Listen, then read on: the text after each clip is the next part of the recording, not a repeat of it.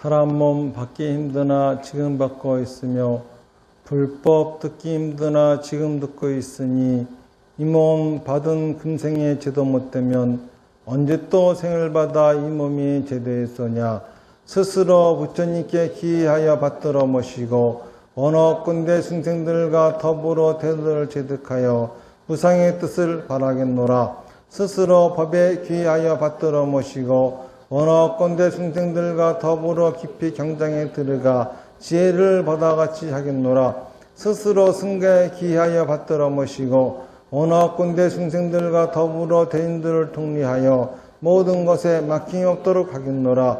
무상하고 심심한 묘법은 백천만급이 되어도 만나기 힘이드나 나는 지금 보고 듣고 얻을 수가 있었으니 원어권대 부처님의 진실한 뜻에 득하여 받들어 모시겠노라. 나무아미타불 나무아미타불 나무아미타불. 오늘은 이제 불교의 아주 큰 행사죠. 2대 행사라고 치면은 이제 첫 번째가 석가모니 부처님 모신 날이고 두 번째가 이 백중법회 의람분절입니다. 일본에 가면은 이 의람분절이 우리나라의 추석에 해당할 만큼 그 일본 전 국민들이 의람분절을 지내고 있고, 그리고 또 일본인들은 이 의람분절 백중이 되면은 민족 대이동을 합니다. 그런 이제 날이기도 하죠. 그런데 예전에는 그러지 않았지만은 요즘은 한국에서 의람분절 백중이 조상천도하는 날이다라고 하더니 이제 거기서 도가 지나쳐가지고 이제는 무슨 49제를 지내주듯이 49일 전부터 7일에 한 번씩 제사를 지내는 행위들을 하고 있어요. 왜 그런 행동들을 하는지는 잘 모르겠는데 신도들도 마치 그렇게 해주면은 자기 조상님이 천도된다라고 하는 생각을 갖고 있는 것 같아요. 근데 그런 의미에서 오늘은 천도제가 뭔지, 천도가 뭔지를 말씀을 드리고, 그리고 왜 오봉사에서는 그렇게 그런 걸 하지 않는지, 영 내가 보기에는 그 장사 속으로 하는 것처럼 밖에 안 보이는데, 왜냐하면은 부처님의 가르침에 맞지 않는 행동들이에요. 그래서 오봉사는 그렇게 하고 있지 않죠. 왜 안 하고 있는지, 그리고 그런 행동들이 왜 틀린 것인지, 그런 것들을 이제 말씀드리려고 합니다. 우선 천도라고 하는 거에는 두 가지 뜻이 있습니다. 첫 번째는 이제 지장경에 근거한 뜻이죠. 지장 시황경에 의하면은 사람이 죽으면은 끌려가서 일주일에 한 번씩 재판을 받습니다. 5번째 재판 때에 염라대왕한테 판결을 나게 되죠. 그때까지 이제 제사를 잘 지내게 되면은 이게 그 재판에 영향을 미쳐가지고 좋은 판결을 받게 한다 이겁니다. 그리고 이제 판결이 나고 나서 또 6번째, 7번째, 8번째, 9번째, 10번째까지 계속 이제 왕들을 만나는데 이때까지는 자기가 환생할 곳이 지정이 돼야 되는 겁니다. 그래서 환생할 곳이 지정이 될 때까지 기다리고 있는 중인데 아주 극심한 고통 속에 기다려요. 그런데 제사를 지내주면은 그 고통이 덜어진다라고 하는 의미가 있어요. 그러니까 지장경에 의하면은 3년 동안 죽은 사람이 저승에 끌려가 재판을 받는데 그 과정에서 판결에 영향을 미쳐서 보다 더 좋은 곳으로 보내고자 하는 것과 또 재판을 받는 과정을 평쾌하고자 하는 그러한 뜻이 있습니다. 이게 이제 지장경에 의한 천도제의 뜻이에요. 두 번째는 의람분경과 목련경에 의한 뜻이죠. 요거는 이제 우리들이 현재 백중을 지내는 것도 이 경전에 의거해서 지내는 거예요. 근데 의람분경과 목련경은 약간 달라요. 의람분경 같은 경우는 목련존자가 어머니가 돌아가셔서 어디 계신가 살폈더니 아귀기에 떨어져 있더라 이겁니다. 그래서 어머님을 구하려고 했더니 구할 수가 없더라. 그래서 부처님한테 찾아가서 우리 어머니를 어찌하면 구할 수 있겠습니까 하였더니 부처님이 방편을 써보자 하시면서 스스로 지은 업보는 스스로가 받아야 할 뿐 그 누구도 어찌할 수 없지만은 방편을 써보자 하시면서 백중이 되면은 스님들이 수행을 끝나고 내려오니 그 스님들에게 대중供養을 올리고 또 대중供養을 받은 스님들은 목련존자의 어머니를 위해서 축원을 하라. 그렇게 했더니 목련존자 어머니가 아기기에서 벗어났다라고 하는 게 이제 우람분경의 이야기고요. 그리고 이제 목련경에 의하면은 인도에 그 나복이라고 하는 장자가 있었어요. 나복은 굉장히 부자예요.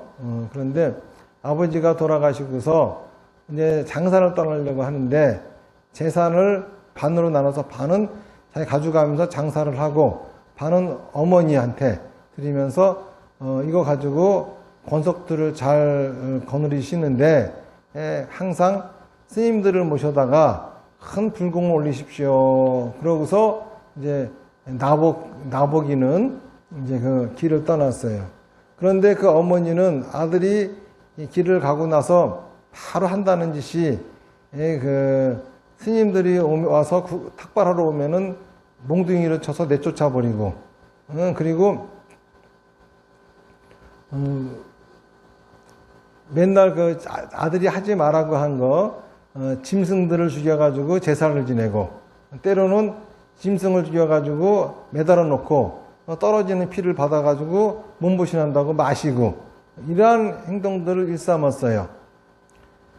그러다가 이제 이 나복이 장사를 대성공을 하고 집으로 돌아오는 길에 하인을 시켜가지고 우리 어머니가 진짜 그렇게 스님들한테 불공을 올리고 청정하게 잘 사시는지 가서 보아라 그랬습니다. 그랬더니 그 이제 하인이 그 나복이 집으로 왔어요.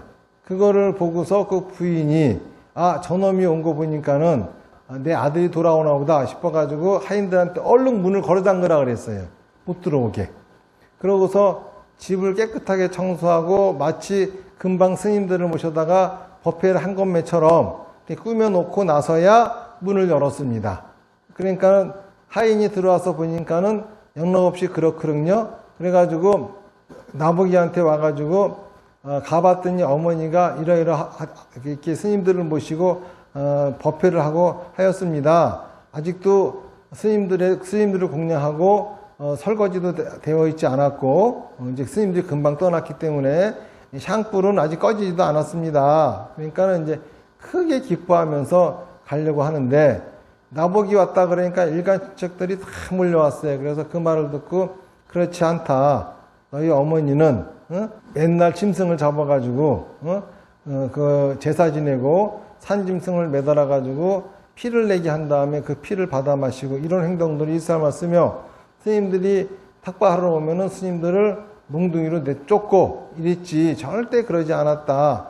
그 소리를 듣고 나복이 그냥 그 자리에서 머리를 땅에 박고 울다가 기절을 해버렸어요. 우리 어머니가 지옥 갈 짓을 했다 하면서 그러면서 울고 있었더니 그 어머니가 그 말을 듣고 쫓아와가지고 절대 자기가 안 그랬다고 하면서 끔찍한 말을 하는 겁니다. 내가 그런 짓을 했으면 무간족을 할 것이다. 그래서 그 어머니가 끔찍한 말씀을 하시니까는 그 말을 듣고 굳이 듣고 이런 말씀을 하시는 거 보면은 우리 어머니는 그럴 리가 없다. 그리고 이제 가가지고 지내다가 어머니가 돌아가셨어요. 돌아가시고서 출가를 해서 목련존자라 그 이름을 불리게 되었거든요. 근데 이제 신통을 얻고 나서 찾아보니까는 자기 아버지는 천상의 세계에서 온갖 즐거움을 누리고 살고 계시는데 어머니는 거기에 안 보이는 거예요. 그래서 육도윤의 세계를 다 뒤졌는데도 안 보이고 마지막 무간지옥을 갔습니다. 무간지옥을 갔더니 무간지옥은 이 문이 출입문이 있긴 있는데 출입문을 연 적이 한 번도 없어요. 담장을 문이 없기 때문에 넘어갈 수가 없었어요. 그래서 목련존자가 바루를 하늘로 던지고 그 바루를 타고 부처님한테 와가지고 무간지옥에 문은 있으나 열리지 않는 문이어서 그래서 그곳에 들어가려고 하는데 들어갈 수가 없습니다. 그래서 여쭤보니 부처님의 원력이라고, 부처님의 위신력이라고 하면은 갈 수 있다 하니, 나 좀 들여보내주세요. 그랬더니 부처님의 신통으로 그 무간지옥을 들어간 거예요. 그래서 들어가가지고, 문이 없는데, 무간지옥의 중생들은 이렇게 많은데, 문이 없는데 어떻게 들어왔습니까? 그랬더니, 거꾸로 매달려서 하늘에서 내려오는 거야. 그래서 우란분이라고 하는 말이 거꾸로 매달린다 그런 소리예요. 거기서부터 우란분이라고 하는 말이 나온 거예요. 거꾸로 매달려가지고 하늘에서 둥둥 떠가지고 지옥으로 떨어지는 거예요. 일단은 목련존자가 자기 이제 신분을 밝힌 거죠. 나는 석가모니 부처님의 제자다 그랬더니 지옥에 있는 옥졸들이 나와서 머리를 조아립니다. 그러면서 이렇게 큰 스님이 오셨는데 어찌 여기까지 오셨습니까? 그래요. 그래서 내가 내 어머니를 찾느라고 왔으니 내 어머니를 좀 모시고 오라고 그랬더니 이제 명부를 보더니 당신 어머니가 여기 무간족이 있습니다. 그러는 거예요.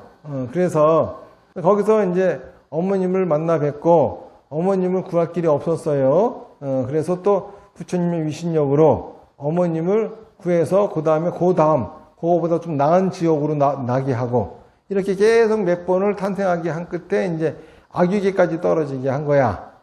그러고 나서 그 다음에 부처님이 백중 때 스님들한테 공양을 올리라. 그래가지고 어머님이 이제 천도되어졌다. 이런 얘기예요. 그러니까 천도는 지장경에 의한 천도는 아직 육도윤회가 떨어질 것이 결정되어지지 않은 상태에 귀신들을 좋은 데에 결정되어 주게 하는 의미가 있고, 그리고 이제 우란분경이나 목련경에 의하면은 사막도에 떨어진 조상들을 그보다 나은 곳으로 천도시켜주는 의미가 있다라고 볼 수가 있겠지요.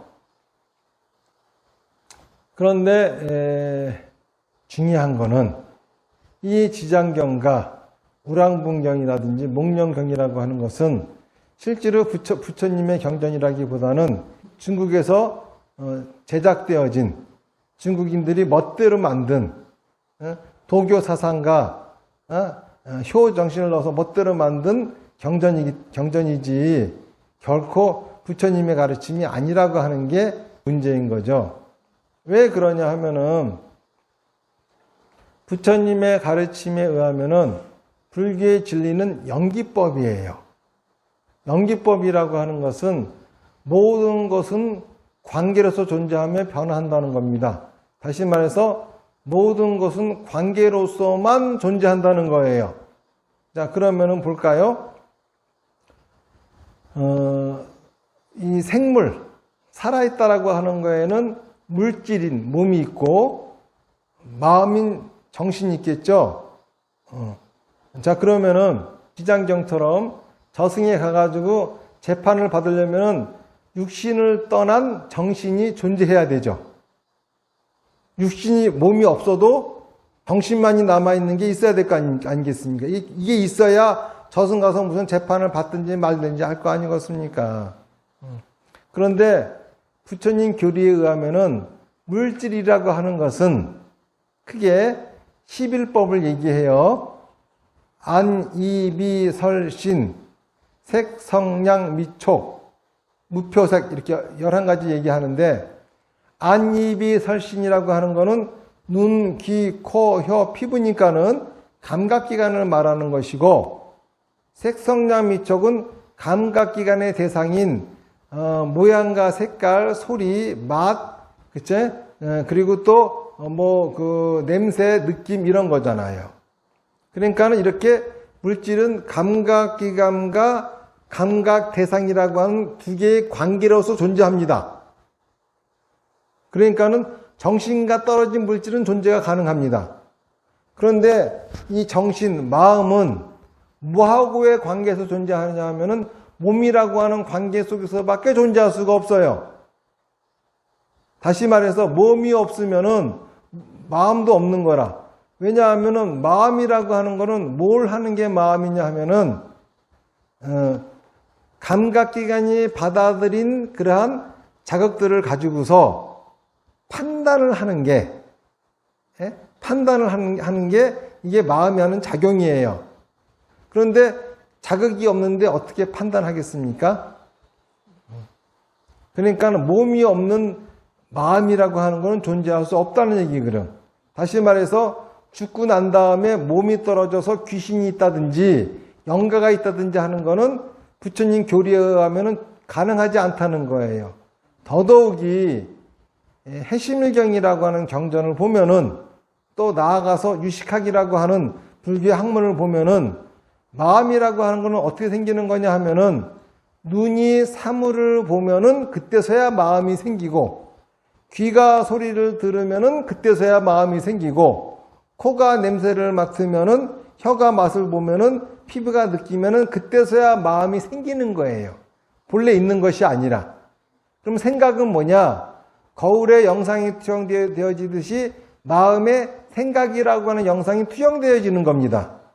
이게 불교 경전에 써 있는 얘기예요. 정확한 얘기입니다.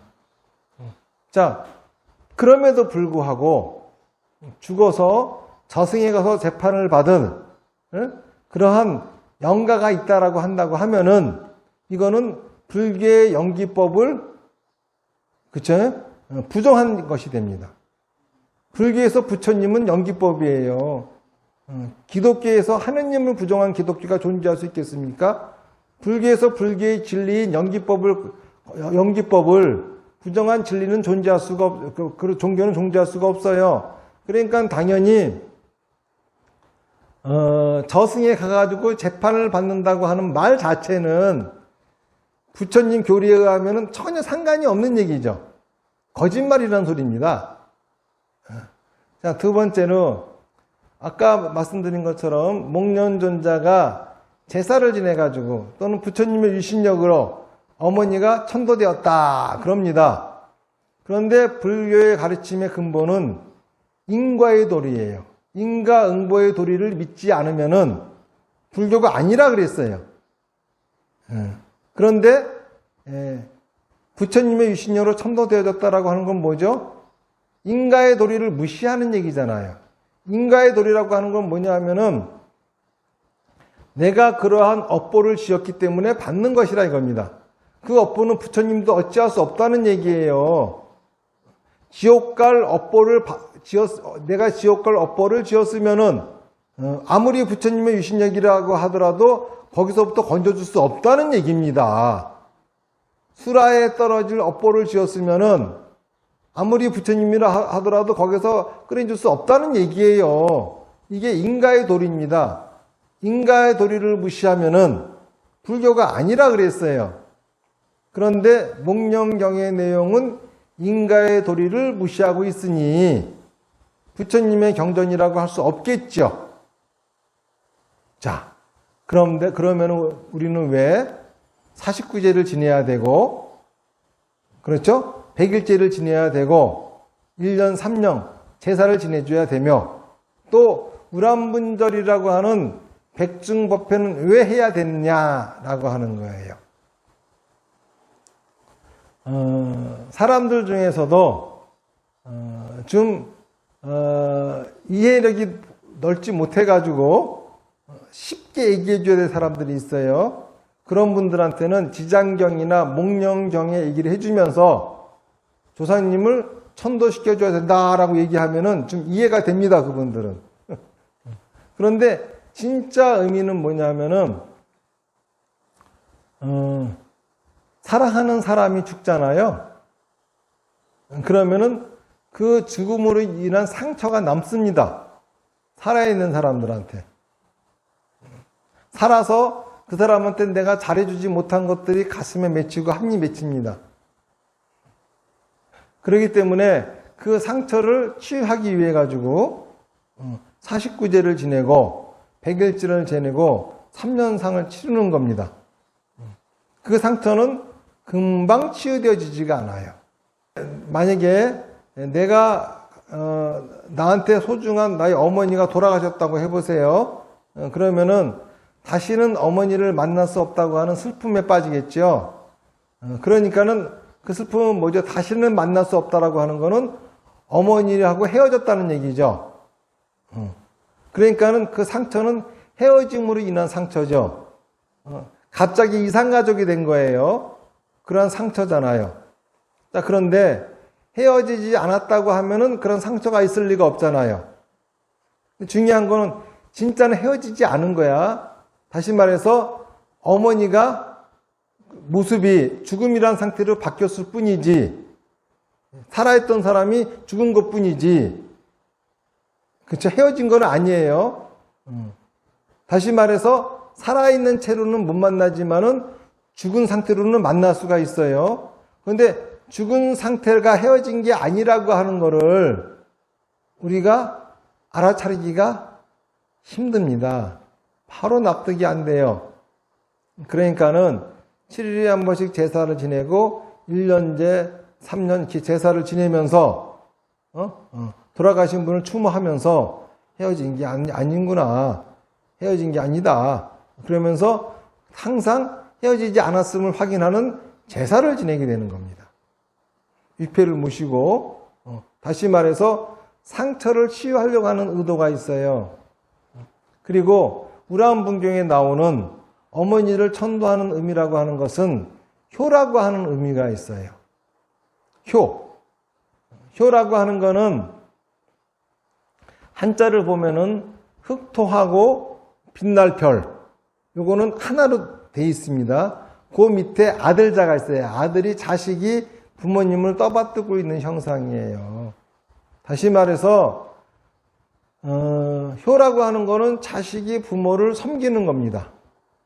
그런데 물은 항상 높은 곳에서 낮은 곳으로 흐르듯이 부모가 자식을 사랑하는 것은 당연한 일이지만은 자식이 부모한테 효를 하는 것은 당연한 게 아니에요.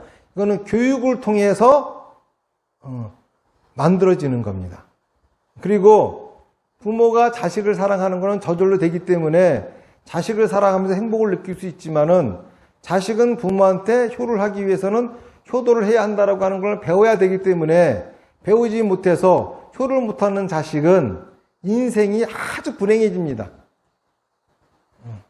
자식들한테 효를 가르쳐야 되는 이유는 부모가 그 자식한테 대접을 받으려고 하는 게 아니라 내 자식들이 진정으로 행복하게 살게 하기 위해서 효를 가르치는 거예요.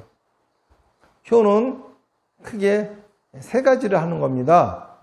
첫 번째는 뭐냐면은 항상 부모님에게는 은혜로운 생각을 가질 줄 알아야 돼요. 아무리 세상이 욕을 하고 손가락질하고 내가 보기도 형편없는 부모라 하더라도 부모는 나를 낳아주신 분이거든요. 이 세상에 나를 있게 하였고 또 나아가서 그렇기 때문에 나도 모르게 의지를 하게 됩니다. 다시 말해서 나의 의지처가 되어준 그러한 부모님에 대해서 항상 이 다른 건 다 빼더라도 낳아준 것만 하나만 가지고라도 은혜롭다는 생각을 할 줄 알아야 돼요.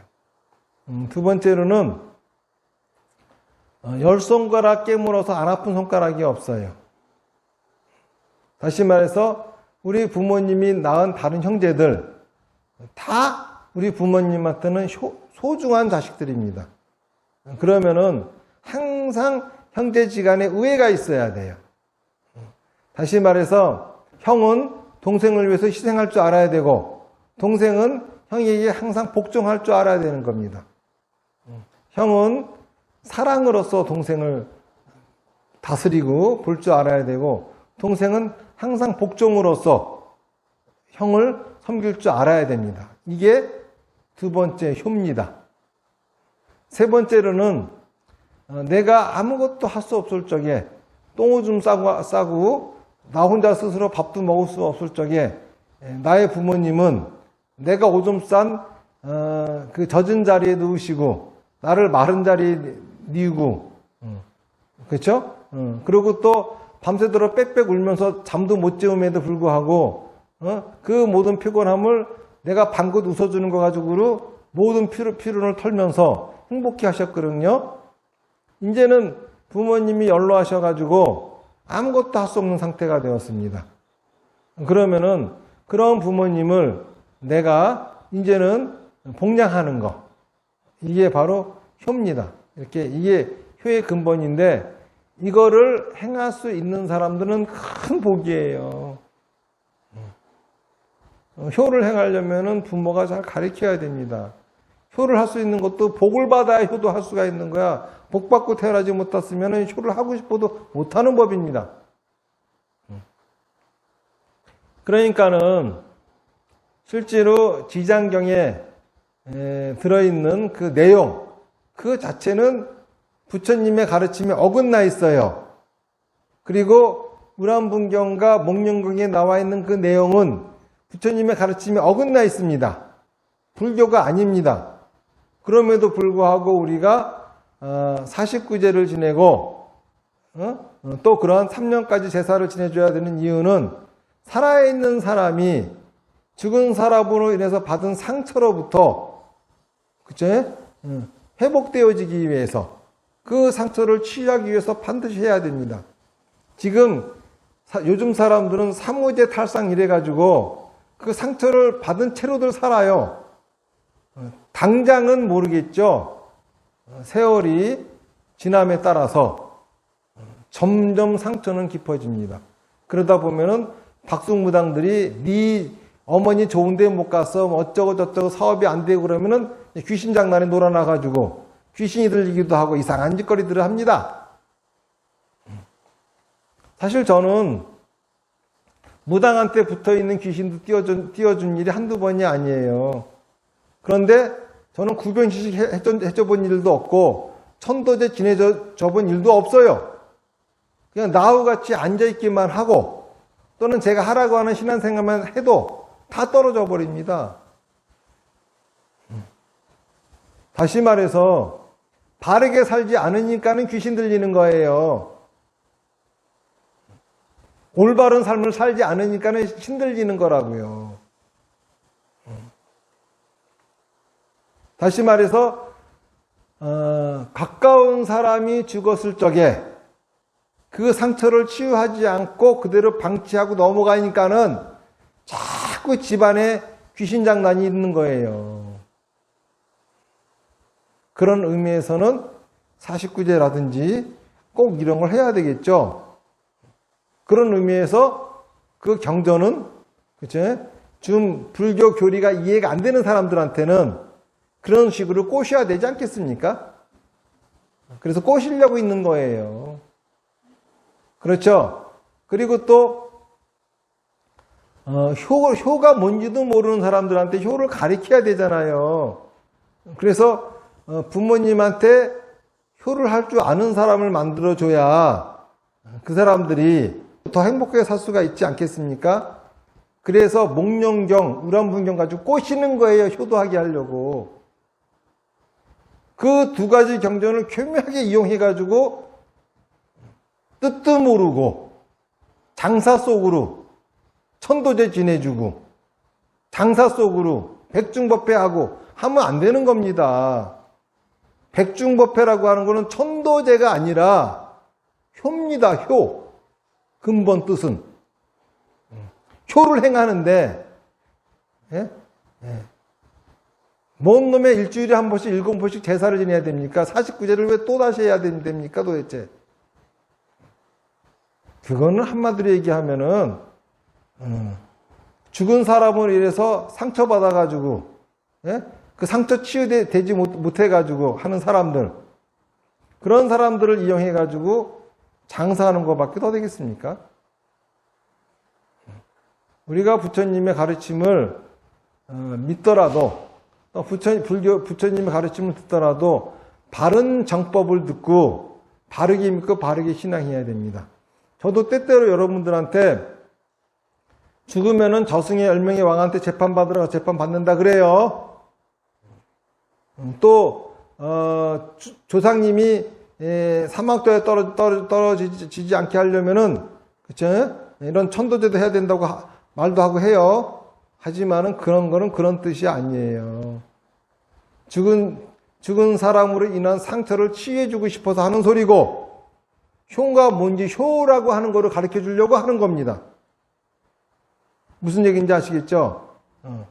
그렇기 때문에 오봉사에서는 백중이라고 하는 법회를 효를 되새기는 법회로서 할 뿐 천도제의 의미로서 하지는 않습니다.